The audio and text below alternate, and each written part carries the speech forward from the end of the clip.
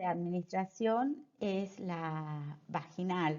Tiene un efecto local o bien puede pasar a sangre y entonces su efecto será sistémico. Hay muchas formas farmacéuticas para utilizar la vía de administración vaginal, ya sea en soluciones, en comprimidos vaginales, en óvulos, que también se llaman supositorios vaginales, pueden usarse geles, espuma o anillos vaginales que normalmente transportan como principio activo hormonas para tener un efecto de anticoncepción. Se utilizan en la administración por vía vaginal. Puede ser antibióticos o antifúngicos, o sea, para los hongos. También se pueden utilizar antiinflamatorios. Todos estos para el tratamiento de infecciones o inflamaciones vaginales. Se usan anticonceptivos y lubricantes. Acá tienen un ejemplo de anillo vaginal, el cual se introduce por la vagina hasta el fondo, cerca próximo al útero, y generalmente son métodos anticonceptivos o contraceptivos. Se deja colocado 24 horas y luego se retira. Vamos a la parenteral.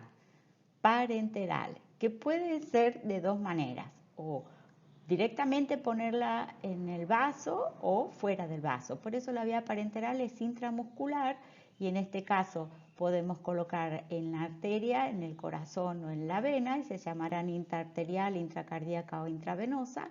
Y para el caso de la extravascular, que también es una administración parenteral, puede ser intradérmica, dentro en la piel, intraperitoneal, en el peritoneo, intratecal, a nivel de la cabeza, epidural, esta la vamos a ver bien cuando veamos a nivel del sistema nervioso periférico la anestesia, intramuscular, que ya la conocen, subcutánea o intraarticular. Y ahora veremos cada una de ellas. Antes quiero decirles que los inyectables son disoluciones, emulsiones o suspensiones estériles y apirógenas. Apirógenas significa que no tienen los piretógenos, que son los que provocan fiebre. ¿Y en qué casos vamos a usar la vía parenteral? Ahora lo vemos. Inyectables, ya sea disoluciones, emulsiones o suspensiones estériles, se utilizan en casos de urgencia con principios activos que no pueden absorberse por la mucosa gastrointestinal, o sea que esta es la única vía de administración. Y es degradado o inactivado, porque no sería degradado o inactivado a nivel gastrointestinal. Un ejemplo es la insulina, que no puede ser administrada por boca, puesto que no llega a ejercer su acción. Tienen un efecto de primer paso muy elevado y no permite alcanzar niveles terapéuticos adecuados. Hay distintos tipos de envases para administrar soluciones parenterales. La conocida ampolla, que se rompe su punta y desde allí se toma la solución que contiene. También pueden venir en cartuchos que tienen, los que están arriba a la derecha, que tienen un tapón de goma y en un extremo y en el otro tienen un émbolo. Estos son cartuchos de insulina. También pueden venir las formas farmacéuticas en multidosis, que también son frascos, ampollas, con un tapón de goma, el de abajo a la izquierda, del cual se toma la cantidad de dosis requerida para el paciente.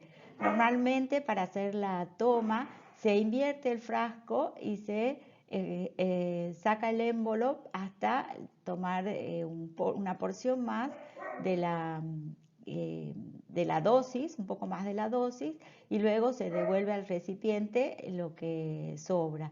Y también puede administrarse por vía parenteral muchas soluciones, como la solución fisiológica, la dextrosa, o medicamentos que están solubilizados en en estos sueros que normalmente traen desde 250 mililitros hasta 500 mililitros y se utilizan para la administración intravenosa. Para elaborar una forma de administración parenteral es necesario tener una serie de normativas. Se necesita que el medicamento esté limpio, o sea que se observe limpidez a través de la ampolla, es decir, que no tenga partículas en suspensión detectables mediante controles ópticos. También tienen que ser de pH neutro, es decir, ni ácidos ni básicos, para que no se produzca una lesión en la arteria o vena utilizada. Tienen que ser isotónicos con la sangre, es decir, deben tener la misma presión para que no rompan los eritrocitos, para que no estallen los eritrocitos. Tienen que ser estériles, ya les dije, o sea que no tengan microorganismos de ninguna forma, ni vegetativa, ni resistencia, o sea, ni en esporas, ni nada, y que esto es una condición obligatoria para todos los inyectables. Y lo que les decía, que tienen que ser apirógenos, o sea que no tengan piretrógenos, que son las sustancias que provocan un proceso febril y que también es obligatoria en la elaboración de inyectables. Parenteral puede ser intravascular, directamente al vaso. Y acá no hay un momento en el que la droga se absorba, ya que está el 100% disponible en la sangre para ejercer su acción. La vía intravascular puede ser intraarterial, intracardíaca o intravenosa. La intraarterial, elegimos una arteria que irrigue un órgano o un sector del organismo, que es muy útil para hacer contrastes en radiología, o sea, estudios de diagnóstico, y también se administran directamente a la arteria drogas citostáticas, o sea, anticancerígenas, que están dirigidas a ejercer su acción en órganos determinados. Se usa la vía intracardíaca en momentos de emergencia.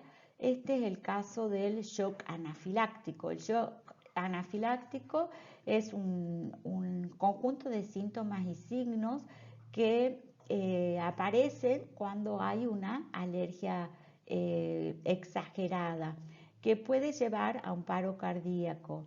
La adrenalina, al 0,1%, se inyecta directamente al corazón para evitar el paro.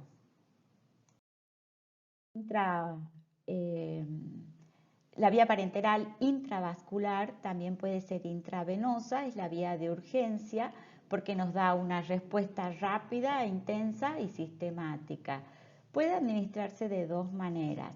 Toda la ampolla directa, en forma lenta, lo que se llama bolus o bolo, o también puede administrarse por perfusión, es decir, ponerla adentro de una solución fisiológica y administrarla por goteo. Normalmente el lugar de administración es el antebrazo, la muñeca, o se usa directamente la vía central. Las vías centrales tienen material descartable especial para hacer esta administración, y para ello se buscan arterias grandes, alguna arteria cardíaca, por ejemplo. Acá tienen un dibujo de cuáles son las arterias de elección de la mano y del brazo. Normalmente se usa para administrar soluciones acuosas. Las que son oleosas, o sea, aceitosas, no son indicadas de administrar por esta vía. Se pueden usar, por ejemplo, una administración de alimentación, de nutrición parenteral con una vía central. También se puede administrar vitamina K, aunque sea una solución oleosa, porque las dosis son muy pequeñas. La vitamina K es un anticoagulante y también se pueden administrar varios antibióticos. Cambiamos de vía, vamos a la vía, siempre a la, perdón, cambiamos de situación. Siempre en la administración parenteral, ahora vamos a ver la vía extravascular, que puede ser intradérmica, intraperitoneal, intratecal, epidural, intramuscular, subcutánea e intraarticular, y veremos a continuación cada una de ellas. Vía extravascular intradérmica. Lo que hace es permitir que la absorción de la droga se realice de forma muy lenta. Puede utilizarse en la anestesia local, de esta forma se administran vacunas y también se utiliza para hacer pruebas de sensibilidad a drogas o alergia. La vía intradérmica se aplica por debajo de la piel, para lo cual la técnica consiste en poner la aguja perpendicular a la piel con un pellizco que luego se suelta cuando ha dejado de administrarse el fármaco. En el caso de la intraperitoneal, la vía de absorción es ultra rápida. Verán que se administra directamente en el peritoneo, tomando como a través de la piel, con la jeringa colocada a 90 grados. Se utiliza, por ejemplo, en una peritonitis, administrando antibióticos, y también se utiliza para la administración de antineoplásicos o sustancias cancerígenas. La vía intratecal epidural se utiliza para fármacos y nos permite acceder directamente al sistema nervioso central. O sea, vamos directamente a la cabeza o a la médula respectivamente. Los inyectables tienen que tener la misma presión. Esta es una elaboración especial que la del espacio a donde van a ser vertidos. ¿Qué se administra por esta vía? Muchos anestésicos, por ejemplo, lo vamos a ver en la anestesia local para hacer las cesáreas, cuando veamos epidural, peridural. También se administran antibióticos, antineoplásicos y opiáceos. Es una vía de administración muy rápida. Por supuesto que si la solución es oleosa, va a ser un poco más lenta que la de la acuosa. ¿Dónde se inyecta? Puede ser en los glúteos o en los costados, en los lados de la pierna. Todo depende de, esta absorción depende de la cantidad de vasos, o sea, del riego sanguíneo que haya en la zona. La técnica de administración es con la aguja perpendicular, o sea, 90 grados a nivel del músculo. Se administran fármacos que pueden causar irritación si tienen otra vía de administración, no pueden ir a sangre, por ejemplo, como la penicilina u hormonas como la testosterona. La vía intramuscular debe elegirse en una zona bien irrigada, o sea, el deltoide o los glúteos o la pierna. Debo hacer masajes luego de la inyección porque va a favorecer la extensión del depósito, o sea, va a hacer que la droga difunda y esté colocada para mayor disponibilidad. Se puede hacer una adición de algunas drogas para favorecer la penetración, como por ejemplo la hialuronidasa. O también le puedo añadir algún agente vasodilatador. ¿Cuándo disminuye la absorción? Cuando se utilizan preparados que se llaman depot, o sea que son preparados de depósito. que forman soluciones viscosizadas, o sea, viscosas, oleosas, y también disminuye la absorción cuando uso una droga vasoconstrictora, o sea que cierra los vasos, como por ejemplo la adrenalina. El- Hay que tener mucho cuidado cuando se hace la administración intramuscular porque se pueden lesionar vasos y nervios. ¿Cómo sé que no estoy derramando el preparado directamente en un vaso? Cuando hago la administración intramuscular, eh, saco un poco el émbolo y veo si no sube sangre en la aguja. Si esto pasara, debo descartar la aguja, cambiarla y buscar otro sitio para la inyección. Tengo que tener cuidado porque puede aparecer parálisis del nervio ciático cuando se administra en el glúteo, puede haber hematomas, endurecimientos, puede aparecer infecciones si no hice la asepsia de la piel previamente con alcohol y técnica aséptica. Y como ya se coloca directamente sin atravesar el tubo digestivo, puedo tener un shock anafiláctico, ese shock de alergia que es uno de los 9 factores que modifican la acción farmacológica de la droga, para lo cual tengo que actuar en consecuencia como administrando corticoides y si esto progresa y es grave, la adrenalina intracardíaca que les decía recién. No se utiliza la vía intramuscular en pacientes que están anticoagulados porque puede ocasionar hematomas importantes. Tampoco se usa la vía intramuscular en los casos de insuficiencia circulatoria cuando hay una situación de emergencia.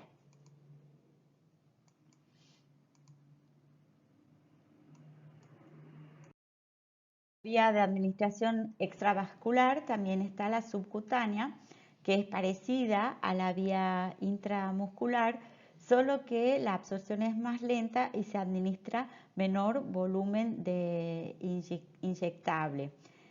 También acá hay que tener en cuenta la irrigación sanguínea y las características físico-químicas del fármaco que van a determinar la velocidad de absorción del mismo.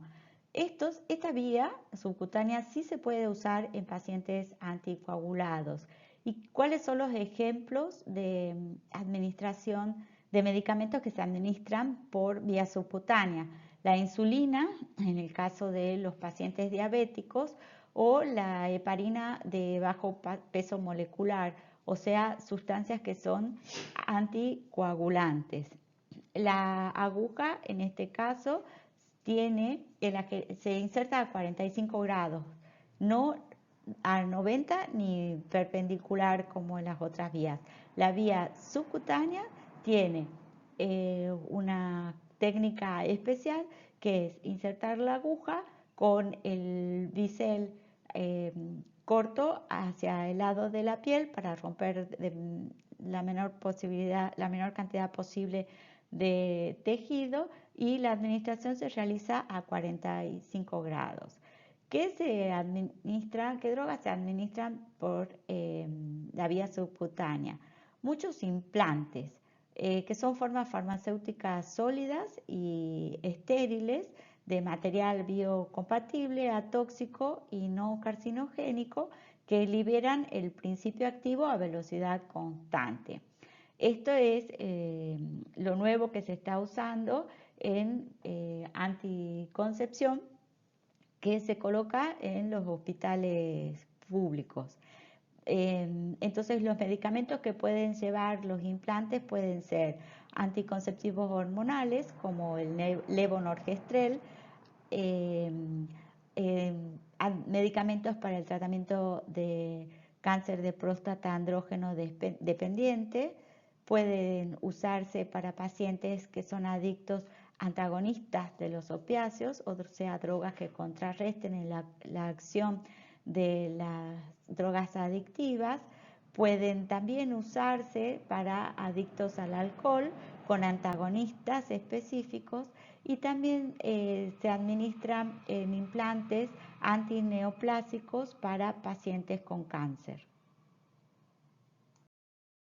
La vía intraarticular se hace la administración en el seno del líquido sinovial para pacientes que tienen artritis ya sea cristalina, infecciosa o inflamatoria, para pacientes que tienen osteoartritis, para el caso de una sinovitis traumática o para hacer un drenaje, que se administra por vía intraarticular anestésicos, antibióticos, analgésicos o en estudios de diagnóstico radiofármacos, por ejemplo el yodo. ¿Cuáles son los casos en los que se utiliza la vía intraarticular? En una infiltración con corticoides, por ejemplo, se utiliza la triamcinolona en el caso de que el paciente tenga artritis reumatoidea.